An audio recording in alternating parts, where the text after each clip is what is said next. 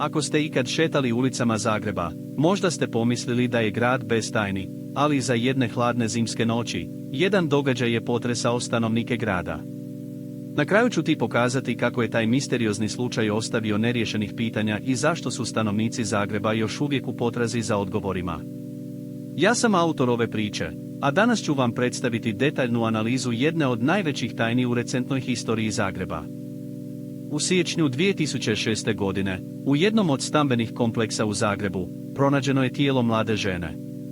Istraga je pokazala da je žena umrla pod nerazjašnjenim okolnostima, a policija je započela istragu. Međutim, iako su prolazile godine, slučaj je ostao neriješen.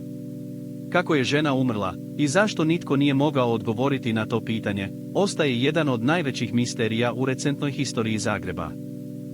Da bi shvatili što se dogodilo, moramo se vratiti na početak i pogledati kronologiju događaja. U noći kad je žena umrla, u njenoj kući su bile prisutne još dvije osobe, koji su kasnije postali glavni osumnjičeni.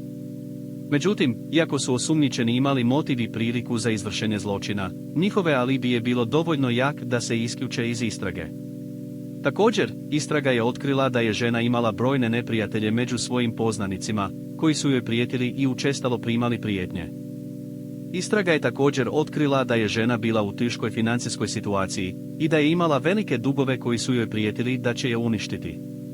Ova činjenica je dovela do još jednog osumnjičenog, koji je bio uključen u financijske transakcije sa ženinom obitelji. Međutim, i ovaj osumnjičeni je imao solidan alibi, koji ga je isključio iz istrage.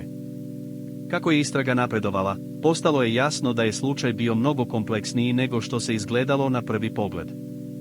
Brojni osumnjičeni, motivi i pasabilati su se pojavili, ali nitko nije mogao dokazati da je žena umrla pod nerazjašnjenim okolnostima. Iako je policija uložila sve napore da riješi slučaj, ostaje jedan od najvećih misterija u recentnoj historiji Zagreba. Na kraju ću ti pokazati kako je ova tajna ostavila neriješenih pitanja i zašto su stanovnici Zagreba još uvijek u potrazi za odgovorima. Ova priča je još jedan primjer kako tajne i misterije mogu ostati neriješeni, čak i decenijama nakon što se dogodio zločin. Pretplati se za novu istinitu priču svake sedmice. Zaprati trag tame i uključi zvonče.